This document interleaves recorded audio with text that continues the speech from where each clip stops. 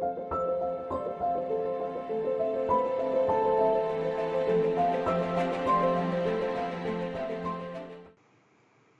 And नमस्ते, मैं Priyanka Singh and welcome to law Gurukul.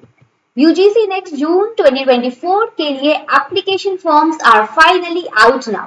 जिस चीज का हमें काफी टाइम से इंतजार था वो इंतजार अब खत्म हो चुका है। यूजीसी नेट ने पब्लिक नोटिफिकेशन के थ्रू ये अनाउंस कर दिया है कि जो आपका एप्लीकेशन फॉर्म है वो 20 अप्रैल से फॉर्म फिलअप स्टार्ट हो चुका है। इस बार यूजीसी नेट ने सिर्फ एप्लीकेशन फॉर्म ही रिलीज नहीं किया है।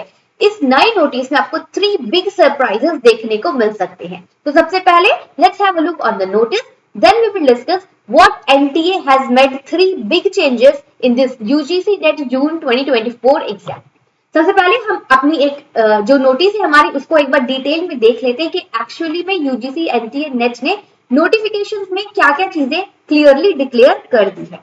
फॉर्म फिलअप जो है वो 20 अप्रैल से स्टार्ट हो चुका है और ये इसकी आपकी जो लास्ट डेट है वो है 10th ऑफ मई, यानी अप्रोक्सीमेटली आपके पास 20 डेज है फॉर्म फिलअप करने के लिए। काफी टाइम है, आराम से आप नोटिफिकेशंस जो है वो अच्छे से देख ले। फॉर्म फिलअप बिल्कुल ध्यान से, सावधानी से, धीरे धीरे सोच समझ के करना है। आपके लिए करेक्शन विंडो जो है वो ओपन रहेगी टिल 15th मई, but there are some things जैसे कि आपका जो इनिशियल बेसिक डिटेल्स है, नाम, father's name, email ID, phone number, ये सब चीजें करेक्शन विंडो में आप चेंज नहीं कर सकते हो, इसलिए ध्यान से फॉर्म को फिलअप करना है और इन बेसिक डिटेल्स को 2 बार 2 बार 3 बार जो है वो चेक करने के बाद ही उसको फाइनली सबमिट करना है, क्योंकि आप उसमें चेंजेस नहीं कर सकते हैं। और जो सभी इंफॉर्मेशन है वो आपके ऑफिशियल जो ईमेल आईडी या नंबर है उसके थ्रू ही आती है, इसलिए इन डिटेल्स को भरने में जरा सी भी गलती आपने नहीं करनी है। तो हमारा एप्लीकेशन फॉर्म 28 अप्रैल से स्टार्ट हो चुका है और ये 10th में जो है इसकी लास्ट डेट है। जो फाइनली एग्जाम है वो 16th ऑफ जून को होने वाला है। एक सेंट्रलाइज्ड एग्जाम होगा जो कि 16th जून को होगा। एक ही दिन सभी जो हमारे 83 सब्जेक्ट्स है यूजीसी नेट के, उन सभी डेट्स का एग्जाम सब्जेक्ट्स का जो एग्जाम है वो सिंगल डे ही इसके लिए चूज किया गया है। 16th ऑफ जून एक ही दिन सभी यूजीसी नेट का सभी सब्जेक्ट्स का जो एग्जाम है वो एनटीए कंडक्ट करेगा। फर्दर जो हमारी एडमिट कार्ड वगैरह का जो भी डिटेल्स है वो जैसे कि हमें पिछले ट्रेंड्स को देख करके हमने समझाई है कि ऑलमोस्ट 5 to 7 डेज पहले ही admit card, city intimation slip ये सब आनी शुरू हो जाती है। तो 16 जून को आपका एग्जाम है, तो आप 10th जून के अप्रॉक्स जो है वो अपना एडमिट कार्ड एक्सपेक्ट कर सकती हैं। एप्लीकेशन फॉर्म का जो प्राइस है that is already mentioned. General और अनरिजर्व कैटेगरी के लिए 1150, फॉर ईडब्ल्यूएस ओबीसी के लिए it is rupees for 600 and for third gender SC ST and PwDs के लिए इट्स 325। कंप्लीट जो फॉर्म फिलअप है वो ऑनलाइन प्रोसेस पर होने वाला है, ऑफलाइन मोड के थ्रू। आप एप्लीकेशन फॉर्म डाउनलोड करके उसको फिलअप करके आप पोस्ट के थ्रू, अगर आप ऑफलाइन मोड यूज कर रहे हो that is not at all acceptable. सिर्फ ऑनलाइन मोड के थ्रू ही ये जो फॉर्म है वो एक्सेप्ट किया जाएगा। सो ये हो गया हमारा टोटल ऑफिशियल नोटिफिकेशन जो यूजीसी नेट ने बताया है। अब 3 बिग चेंजेस जो आपको इस बार जून 2024 के एग्जाम में देखने को मिल सकते हैं, मिलेंगे, वो क्या है? सबसे पहला बिग चेंज यही है कि जो आपका एग्जाम है वो ऑफलाइन मोड पर होने वाला है। It will be done on OMR sheet. वो जो गोला गोला करते हैं ना ओएमआर शीट, अब वो कंप्यूटर बेस्ड एग्जाम जो सीबीटी होता था उस पैटर्न को कंप्लीटली इस बार जून के एग्जाम से, जून के टर्म से चेंज कर दिया गया है। अब ये ऑफलाइन एग्जाम होगा वो आपके ओएमआर शीट पर होगा। ये चीज मैं आपको फाइनली नोटिस पे बता दूं। लुक हियर, यहाँ पे कंप्लीट क्लियरली लिखा गया कि 83 सब्जेक्ट का एग्जाम है in OMR, pen and paper mode. ठीक है, ये जो आपका एग्जाम है वो अब पेन एंड पेपर मोड पर होगा, ऑफलाइन मोड पर होगा। अब सेकंड चेंज क्या है, इसमें आपको 3 ऑप्शंस मिलेंगे चूज करने के लिए। 3 ऑप्शंस क्या है कि उसमें 3 कैटेगरीज हैं। You can apply for GRF plus AP, जिसमें अगर आप क्वालिफाई कर जाते हो तो आपको जीआरएफ की डिग्री मिलेगी और साथ ही आप असिस्टेंट प्रोफेसर के लिए भी एलिजिबल होंगे। Second category is for AP plus PhD, यानी कि assistant professor and PhD both, जिसके थ्रू आप जो कॉलेज में असिस्टेंट प्रोफेसर के लिए एलिजिबल होंगे। एंड सेकेंडली जो 1 ईयर की वैलिडिटी है फॉर पीएचडी एडमिशन, तो ये भी आपको मिलेगा। Third category is only PhD, यानी कि अगर आप नेट का एग्जाम क्लियर कर जाते हो तो you are eligible for admission in PhD in any university. तो ये 3 कैटेगरीज हैं, जिन 3 कैटेगरीज में आप अपने नीड के अकॉर्डिंग जो है कोई भी एक कैटेगरी चूज कर सकते हैं। पहले जैसे जब हम एप्लीकेशन फॉर्म फिलअप करते थे तो 2 ही कैटेगरी आती थी, for GRF and for GRF plus assistant professor या फिर फॉर असिस्टेंट प्रोफेसर ओनली, है ना। 2 कैटेगरीज आती थी, GRF plus AP and second was for AP only. तो अगर आप जो इस बार जो है पीएचडी जब से इंक्लूड हो गया है कि यूजीसी नेट के थ्रू आपके पास 1 ईयर की वैलिडिटी होती है। अगर आप नेट क्लियर कर जाते हो तो विद इन 1 ईयर आप किसी भी यूनिवर्सिटी में कॉलेज में पीएचडी में एडमिशन ले सकते हैं only on the interview basis. आपको पीएचडी के लिए सेपरेट अलग अलग कॉलेजेस में जो एंट्रेंस एग्जाम होते हैं वो आपको देना नहीं पड़ेगा। इसलिए इस बार यूजीसी नेट के एग्जाम में ये जो 3 कैटेगरीज है वो नई कैटेगरी इसमें ऐड कर दी गई है कि आप अपनी कन्वीनियंस के अकॉर्डिंग चूज कर ले कि आपको कौन सी कैटेगरी में क्वालिफाई होना है। अगर आप जीआरएफ और असिस्टेंट प्रोफेसर वाली फर्स्ट ऑप्शन को चूज करते हैं और कंडीशन अप्लाई, अगर आप जीआरएफ के लिए कर रहे हो तो आपकी जो मैक्सिमम एज है वो 35 से ज्यादा नहीं होनी चाहिए, है ना। रिलैक्सेशन वगैरह के बेसिस पर मैक्सिमम एज 35 ही है। तो अगर आप इसमें जीआरएफ और असिस्टेंट प्रोफेसर के लिए आप अप्लाई कर रहे हो और आपका जीआरएफ क्वालिफाई हो जाता है तो ऑटोमेटिकली आपका जो है वो पीएचडी के एडमिशन के लिए आप क्वालिफाई हो जाओगे। सेकेंड कैटेगरी, अगर आपका जीआरएफ का जो एज है वो क्रॉस हो गया है, फिर आप जीआरएफ नहीं करना चाहते हो तो यू कैन चूज ऑप्शन 2, जहां पर आप जब यूजीसी नेट क्वालिफाई करोगे तो you are eligible for assistant professor के लिए भी, प्लस आप विद इन 1 ईयर किसी भी कॉलेज में पीएचडी के लिए भी एडमिशन ले सकते हैं। थर्ड, अगर आपने जीआरएफ और असिस्टेंट प्रोफेसर आपको नहीं करना है, आपको सिर्फ पीएचडी करनी है, तो आप ऑप्शन 3 को चूज करोगे, जिसमें जब आपका नेट क्वालिफाई हो जाएगा तो you are eligible for PhD only.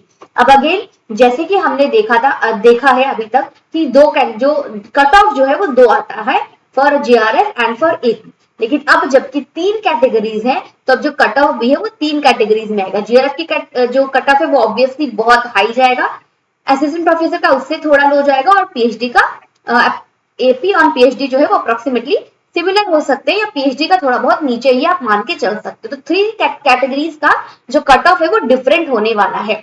तो अगर आई वुड सजेस्ट कि अगर आप एज की क्राइटेरिया को फुलफिल करते हो तो इट इज बेटर कि आप ऑप्शन 1 को चूज करें, जिसमें आपको तीनों का ही बेनिफिट मिल जाएगा। आपको जीआरएफ की भी डिग्री मिल जाएगी, सर्टिफिकेट मिल जाएगा, आप असिस्टेंट प्रोफेसर के लिए भी एलिजिबल हो जाओगे, साथ ही साथ आपको 1 ईयर के लिए अगर पीएचडी करना है तो विद इन 1 ईयर आपको दूसरे कॉलेज में अलग से सेपरेट एंट्रेंस एग्जाम देने की जरूरत नहीं पड़ेगी। आप ऑटोमेटिकली पीएचडी एडमिशन के लिए भी क्वालिफाई हो जाओगे। अदरवाइज अगर आपका जो एज क्राइटेरिया वो क्लियर उसमें सूट नहीं हो रहा है और आप जीआरएफ नहीं करना चाहते हो तो इट इज बेटर कि आप सेम ऑप्शन लेके चलो, सिर्फ पीएचडी को छोड़ करके अगर आप ऑप्शन 2 लेकर चलते हो तो ये बेटर होगा, जिसमें आपके पास दोनों ही ऑप्शंस अवेलेबल होंगे। आप असिस्टेंट प्रोफेसर के लिए भी एलिजिबल हो जाएंगे, साथ ही साथ आप पीएचडी में एडमिशन भी ले सकते हैं on the basis of your UGC net score. ठीक है, जैसा कि ये जो प्रीवियस नोटिफिकेशन की तरफ मैं एक बार और पॉइंट आउट करना चाहूंगी। जो प्रीवियस नोटिफिकेशन 27 मार्च को रिलीज की गई थी रिगार्डिंग द चेंजेस कि यूजीसी नेट के थ्रू आप पीएचडी में भी एडमिशन ले सकते हैं, इसमें ही क्लियरली ये चीज बता दी गई थी। देखिए इसमें 3 कैटेगरीज उसने यूजीसी नेट ने बताई थी कि इसमें आप कैटेगरी 1 में जब आप जीआरएफ और असिस्टेंट प्रोफेसर के लिए अप्लाई कर रहे हो और क्वालिफाई हो रहे हो तो आपको तीनों में यस है, तो आप तीनों के लिए ही ऑटोमेटिकली जो है वो एलिजिबल हो जाएंगे। सेकंड कैटेगरी में जब आप असिस्टेंट प्रोफेसर और सिर्फ पीएचडी के लिए अप्लाई कर रहे हो तो आपको जीआरएफ की डिग्री नहीं मिलेगी और आप असिस्टेंट प्रोफेसर के लिए एलिजिबल होंगे, साथ ही साथ आप पीएचडी में एडमिशन ले सकते हैं। एंड थर्ड कैटेगरी है जहां पर आप सिर्फ पीएचडी के लिए अप्लाई करते हैं तो आपको ना जीआरएफ की डिग्री मिलेगी ना असिस्टेंट प्रोफेसर के लिए एलिजिबल होंगे, आपको सिर्फ 1 ईयर की वैलिडिटी मिलेगी नेट सर्टिफिकेट की कि आपको नेट के स्कोर के बेसिस पर विद इन 1 ईयर किसी भी कॉलेज में पीएचडी जो है वो कर सकते हैं। ये था हमारा प्रीवियस नोटिफिकेशन जिसमें ही ये 3 कैटेगरीज पहले ही बता दी गई थी, तो इसमें कैटेगरीज को लेकर के बिल्कुल भी कंफ्यूज नहीं होना है। आप अपनी नीड के अकॉर्डिंग जो है वो कैटेगरी चूज कर सकते हैं। सजेस्टेड यही है कि आप पहले फर्स्ट कैटेगरी के लिए जाएं जिसमें आपको तीनों ही बेनिफिट मिलते हैं। अगर आप by any way first category में फिट नहीं होते हैं then go for option category 2। और अगर आप ऑलरेडी असिस्टेंट प्रोफेसर है, आपको सिर्फ पीएचडी चाहिए, जब भी इट इज सजेस्टेड कि आप कैटेगरी 3 के लिए जाए, otherwise go for same option, आप कैटेगरी 1 एंड 2 में से ही किसी एक को चूज करें, that will be better for you. अब इंपॉर्टेंट डेट्स को आपको ध्यान रखना है। लास्ट डेट जो है वो 10th ऑफ मई है एप्लीकेशन फॉर्म फिलअप करने की। 20 डेज बचे हैं, बिल्कुल भी घबराने की और हड़बड़ाहट में फॉर्म फिलअप करने की जरूरत नहीं है। टेक योर टाइम, आराम से जो आपका जो सिटी जो है चूज करने का, वो सब चीजें आराम से सोच समझ के चूज करें। और फॉर्म जो है वो बिल्कुल ध्यान से भरे, बेसिक डिटेल्स बिल्कुल ध्यान से भरे, उनमें करेक्शन के का जो ऑप्शन है वो आपको बिल्कुल भी नहीं मिलेगा।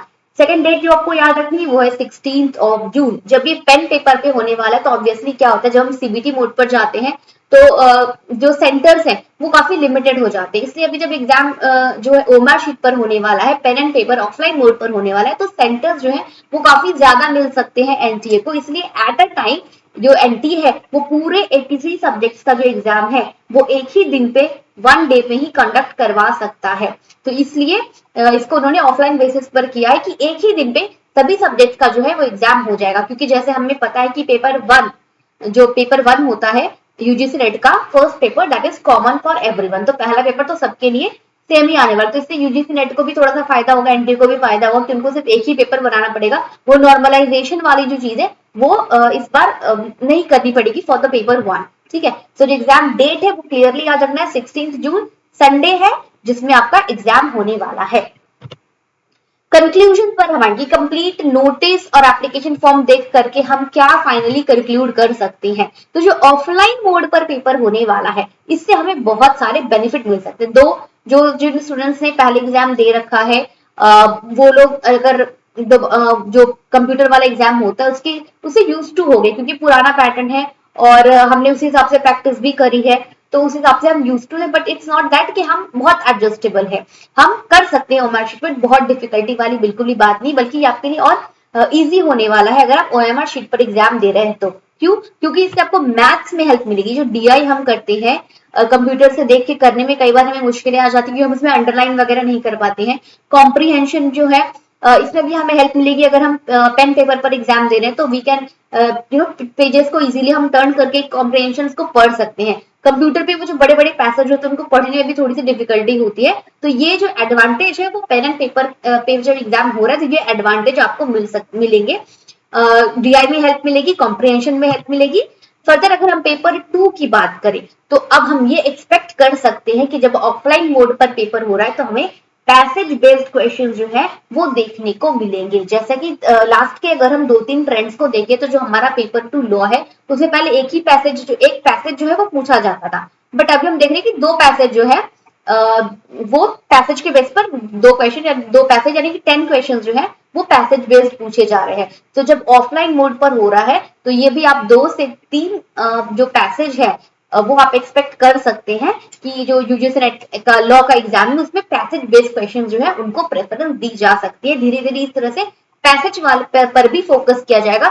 सिर्फ सिंपल डायरेक्ट एमसीक्यू क्वेश्चन जो है विदाउट पैसेज वाले वो ही नहीं आएंगे, पैसेज क्वेश्चन भी इसमें इंक्लूड किया जाएगा।